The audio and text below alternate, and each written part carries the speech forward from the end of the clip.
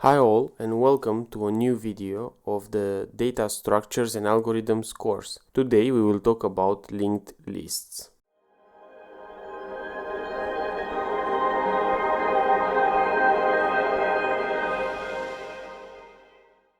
Before we continue, please take just a second to like the video, as it helps with the YouTube algorithm so that more people can benefit from this course. Also, please subscribe so that you will receive notifications when a new section of our course will be released. Now let's move on with understanding linked lists. A linked list is a linear collection of data elements whose order is not given by their physical placement in memory. Instead, each element points to the next. We will see more in the drawing how linked lists are represented in memory. It is a data structure consisting of a collection of nodes which together represent a sequence. In its most basic form, each node contains data and a reference to the next node in the sequence. There are multiple types of linked lists, and those are three in this case: singly linked list, in which each node points to the next node and the last node points to null; doubly linked lists, in which each node has two pointers, previous and the next, one pointing to the previous node and the other points to the next node. The last node's next pointer points to null. And we have circular linked list, in which each node points to the next node and the last node points back to the first node. Time complexity for operations with linked lists. Access, it's done in O of n time. Search is done in O of n time. Insert is a bit tricky because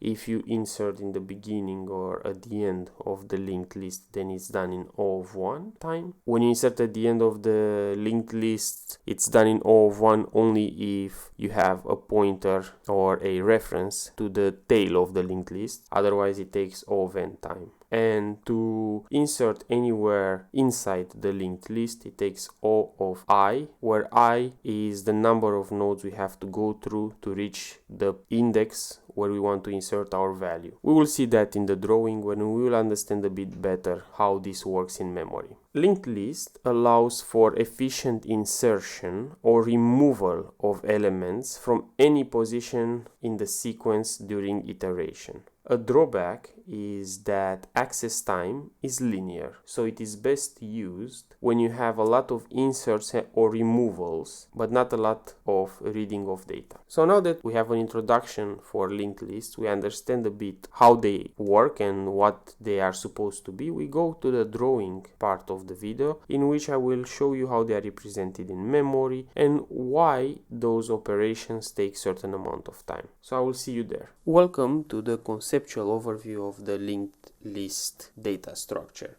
In this particular section of the video, we will understand how linked lists are created and also how they are stored in memory. I drew up here a linked list, as you can see, and first thing that comes to mind is that it looks like an array, only that each element of the list consists of two pieces. First is the data, and second is a link to the next element in the array. That's why we call it a linked list. So, a linked list is created of nodes, which at the most basic consist of two things: a value and a link to the next node. Let's see how they are represented in memory. Each node takes two contiguous blocks in memory. One is for the value, so let's say that node number 1 is stored here, and the next block in memory it's for the pointer to the next node. If you remember before, arrays had to be stored in continuous blocks in memory, meaning that if we had this array 1, 2, 3, 4, we had to find 4 contiguous slots in memory that were free, and we would put that array there. But this is not the case. For linked list, we don't need contiguous blocks in memory to store the whole linked list. We only need two contiguous blocks in memory, one for the value and one for the pointer to the next node, and then the other values can be stored anywhere. So now if we move to node number 2, let's say node number 2 is located at memory slot 10. So here at memory slot 17 we would have the binary representation of 10, so that I know that my pointer points to the address where value 2 is stored. In this case, memory address 10. Then at 11, I have a pointer which points to where 3 is stored. Let's say 3 is stored at 8. Then at memory slot 11, I store value 8, which points to node number 3. Then at slot number 9, I have a pointer which points to where value number 4 is stored. Let's say value number 4 is stored at location 2. 9 will point to location 2. And at block number 3, we have a pointer to null. And that it can be anywhere, because as you can imagine, in memory we have blocks which contain the value null. So this is how a linked list is represented in memory. As you can see, we don't need 4 blocks next to each other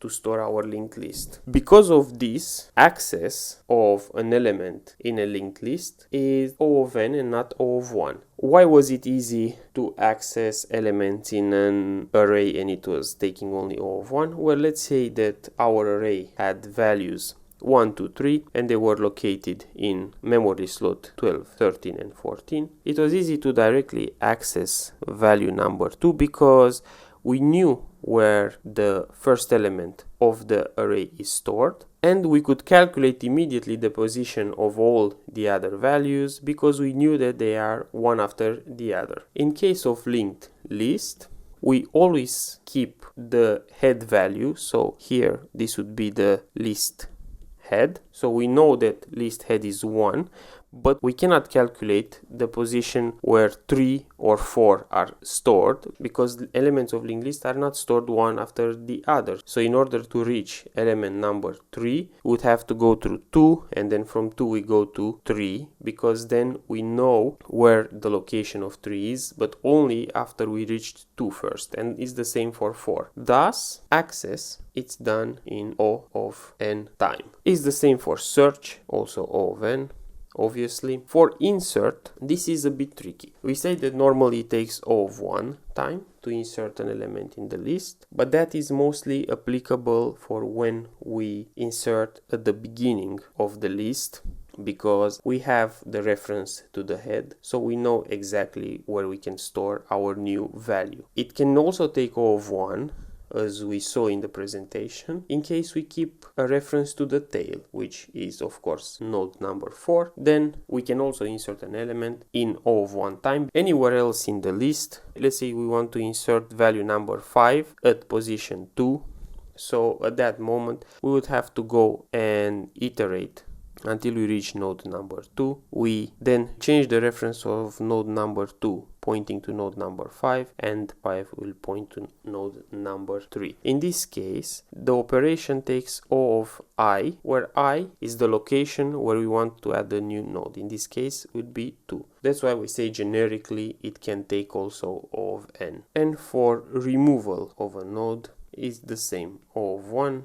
But if we want to do it in the middle, it will take O of n time. So now that we understand how a linked list is stored in memory, and we saw how much time each operation takes, let's also implement a linked list in both Java and Python and understand how this translates in code. So I'll see you in the code section of the video. So now that we saw how linked lists are represented in memory, and we also have seen what linked lists are composed of, let's code a linked list from scratch in Java and also in Python. We start with the Java implementation, and in Java we have the concept called generic, so let's make this linked list generic. As we have seen, linked lists are composed of nodes. What are nodes? Just simple objects. So let's create a static class inside of our linked list class called node, which will also be generic, so that we can put any type we want in this linked list. If we want integer, if we want string, whatever we want. And as we saw, each node is composed of minimum 2 fields. One is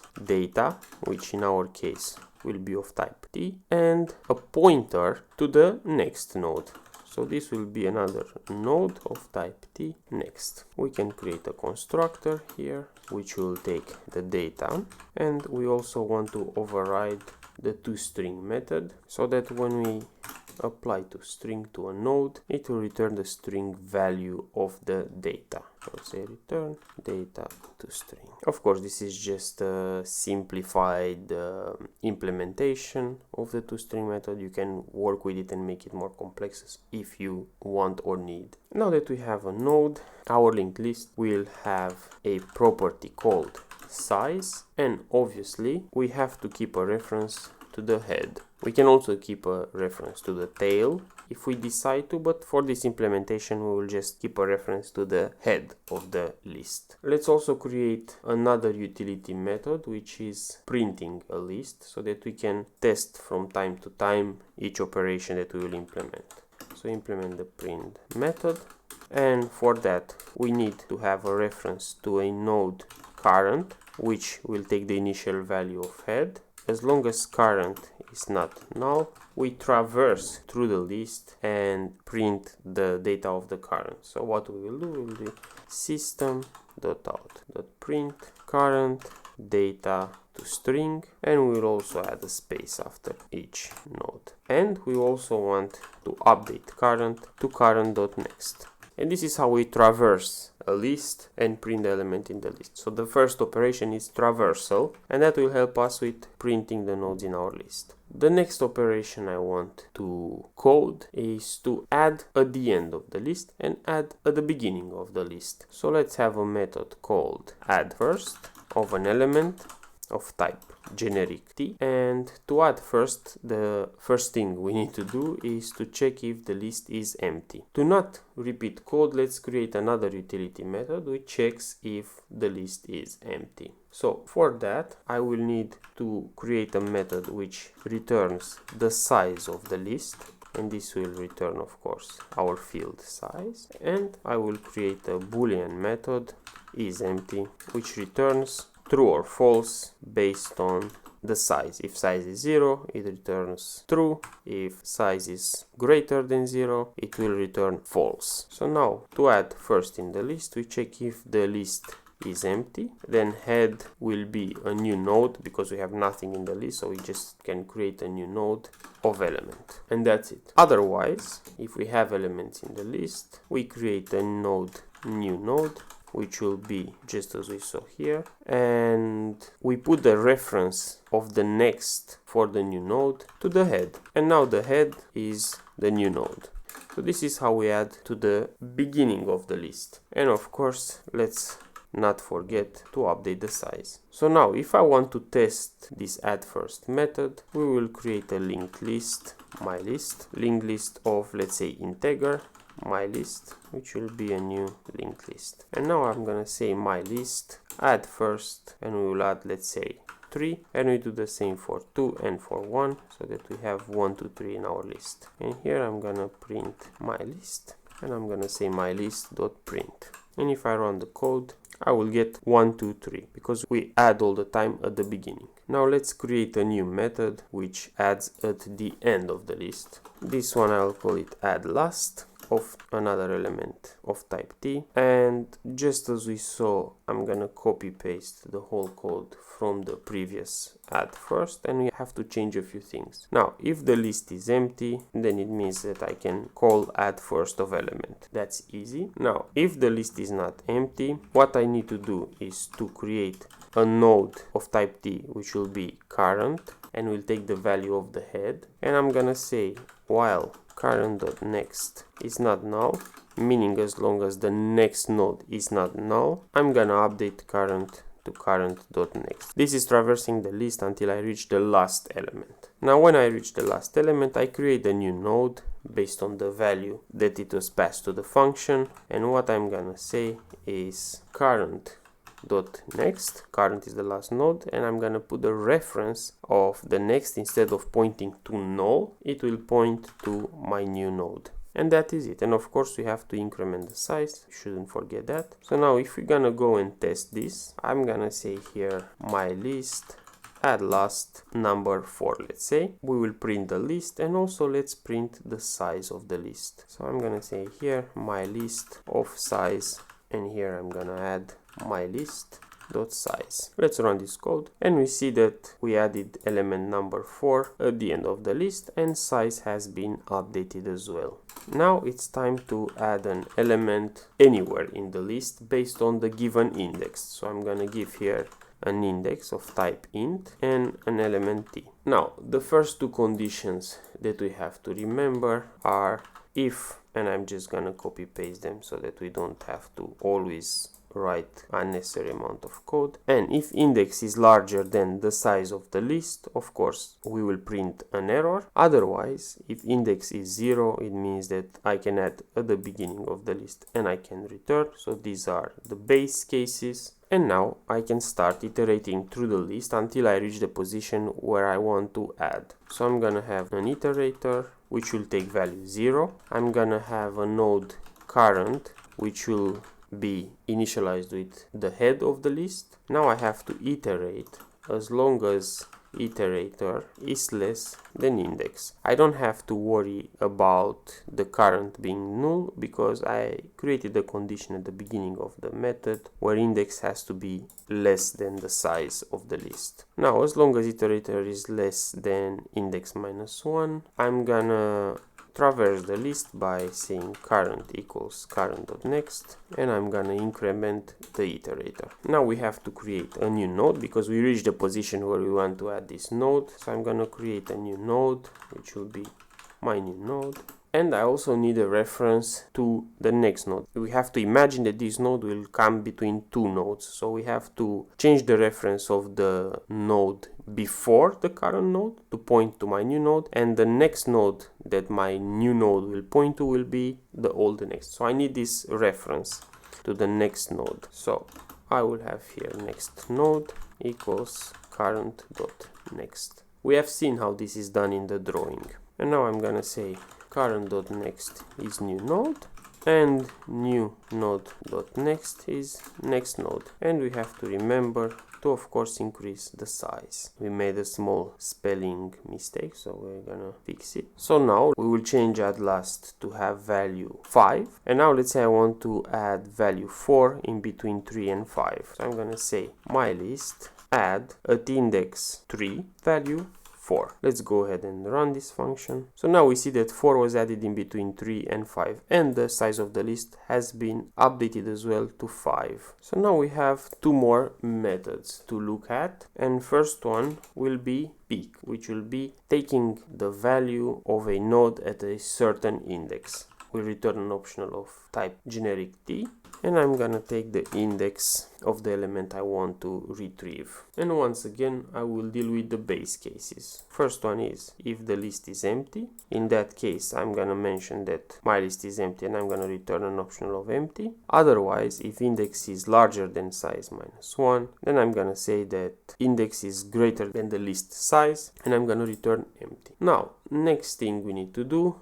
is, just as we saw before, we need to iterate until we reach the index. We've done that before, so I'm gonna just copy paste the code, and the only thing we need to do now is just return the optional of the value at the current node, and that is it basically. If we're gonna test this, we go to my test. Let's try to print the value, let's say at index 2. Let's go ahead and run this, and we see that value gives optional of 3. Of course, if I'm gonna say get here and I'm gonna run it again, we will get 3. Now let's say I want to get the value at index 6, which is higher than my list size. We will see that we have an error. Index is greater than the list size. Even if I'm gonna put here 5, it will be the same because I'm 0 indexed. So it will be higher than list size minus 1. So I'm gonna get the exact same error. And if I say again 3 and I'm gonna run, we get the value number 4. Last method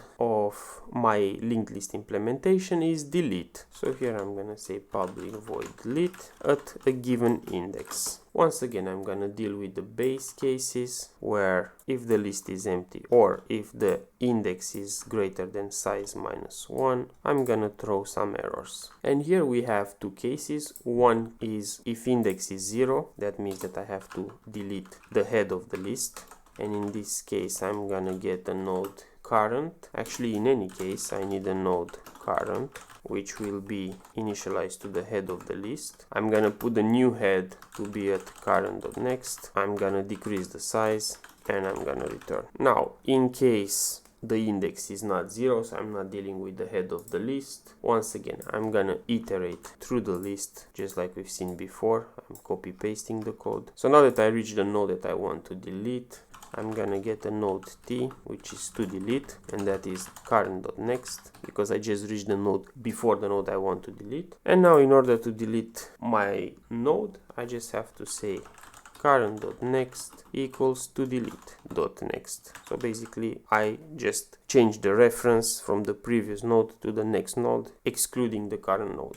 And once again, I'm gonna decrease the size. Let's test. So let's say I want to delete the first node. I'm gonna say my list delete at index 0. If I run this method, I will see that I get 2, 3, 4, 5. And the size has been updated to 4. Now, let's say that instead of deleting at 0, I want to delete somewhere in the middle. Let's delete at position number 2. And again, we run. We see that in this case, 3 is deleted. And once again, the index is updated. And let's say we want to delete at a position higher than the size of the list. And we see that we're getting an error here, index greater than the list size. Great, so this is the Java implementation for the linked list, a basic implementation, but quite complete because we went through all the operations. We will move on with the Python implementation of the linked list. We will continue now with the Python implementation. As we saw, linked lists are composed of nodes. So I'm gonna create a class node, and in the constructor of the class node, I'm just gonna add a value, because we saw that a node has at least a value and a pointer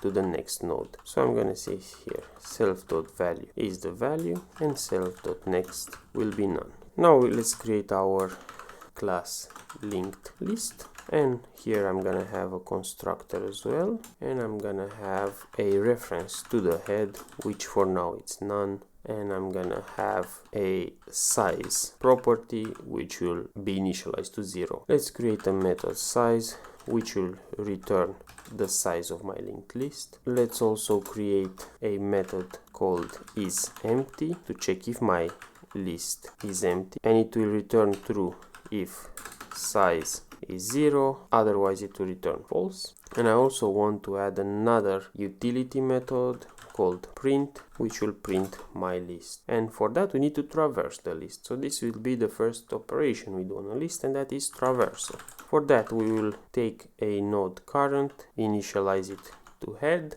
and as long as current is not none, I could also say while current, but I prefer to do it like that, it's more explicit. I'm gonna say print current value, and after that I'm gonna update current to current.next, and this is how we traverse a list. Now that I have this utility method created, we can start creating more methods. And the first method I need to create is append, which appends a value to my linked list. And I'm gonna say if self is empty, means that I have no node. I'm just gonna initialize the head to a new node.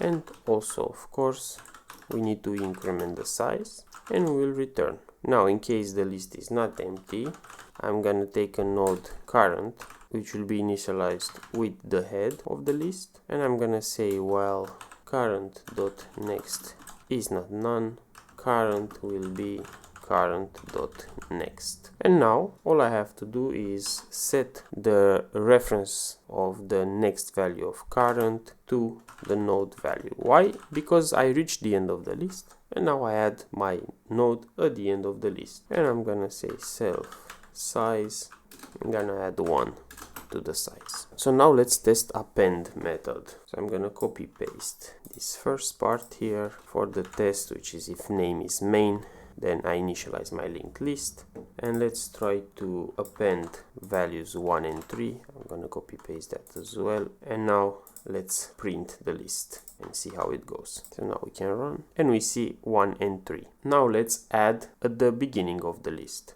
So I'm gonna say add first, and of course once again I'm gonna do the same as with append. So if the list is empty, then I'm gonna create a node, and I'm gonna make that node the head of the list, and I'm gonna increment the size with 1. Now if the list is not empty, I'm gonna create a new node, and then I'm gonna say new node dot next will point to the head of the list, and the head of the list will become new node, and I'm gonna increment the size by 1 as well. So let's test this method as well. So I'm gonna add 0 to the beginning of the list. Let's run and see how it works. Oh, here is self.size. Let's run it again, and we see we have 0, 1 and 3. Next, let's try to create a generic add method which will add at an index of our choice. So let's put this method right at the beginning, and I'm gonna say add will take self, index and value, and of course once again if the index is 0 or the list is empty, then I'm gonna add at the beginning of the list. I'm gonna call add first. I'm gonna copy paste this because we've done it before, and if index is higher than the size of the list, I'm gonna add the value at the end. Good. Now let's assume that the list is not empty and that the index is somewhere inside the list. I'm gonna create an iterator which will be initialized to 0 and a current which will be initialized to the head of the list. And I'm gonna say while iterator is less than index minus 1, then current equals current.next, which is pretty obvious because current will always have a next since I made sure that the index is less than the size of the list. And also I will increment the iterator with 1. Now I'm gonna create a new node, and I also need a reference to the next node, which will be current.next, because I want to add my new node in between current and the next node, so I need a reference to both. And now I'm gonna say current.next is new node, and new node.next is next node, and that's it. I have inserted my node in the position represented by index, and I'm gonna increment the size with 1. Great, let's test this. Let's add value 2 at position 2 and print the list, and we see we have 0, 1, 2, 3 now. Now the last method I want to create is delete, and I want to delete a node by value. So I want to pass a value to the delete method, and I want that value to be removed. So I'm gonna create a method delete which will take in a value, and once again I'm gonna check if the list is empty, and if the list is empty I'm just gonna print list is empty and return. Otherwise I'm gonna take a node current which will be equal to self.head. Now I'm gonna check if current is not null and current value equals value, meaning if the head of the list has the value that I'm looking for, I'm just gonna initialize the head of the list to current.next, and I'm gonna return. If this is not the case, so if the value is not the value of the head, then I will need a reference to the previous node of the list. I'm gonna first initialize it to current. And what do I mean by previous? I mean, let's say I find the value, I iterate to the list and I find the value, but I also need a reference to the previous, so that previous.next, instead of being current, it will be current.next, so that I can delete current. So now I'm gonna say while current and current value is different than the value I'm looking for, then previous will take the value of current and current will be current.next. Now I'm gonna check if I found the value. So if current is none, then it means that the value was not found. So I'm gonna print value not found, and I'm gonna return. Otherwise, previous.next will become current.next, and I'm gonna decrease the size, self size -1. Great, so now let's test this method. Let's delete first 0. So let's delete the first element of the list. Let's see if that works. It works. Let's try to delete 1. It works. Let's try to delete the last element of the list, which is 3, and that works as well. And in the end, if I want to delete a node that is not in the list, let's say 4, and I run, I see that I get value not found. I really hope that you enjoyed this section about linked lists from our algorithm and data structure course. I also hope that you understood how to implement a linked list in both Java and Python, and you also understood how linked lists are represented in memory. If you did enjoy it, or if you have any suggestions, please take a moment to leave a comment below. Don't forget to like the video, as it helps with the YouTube algorithm so that more people can benefit from this course. Also, please don't forget to subscribe and press the bell button to receive notifications when the next chapter of the course will be released. Thank you for watching, and I will see you in the next one.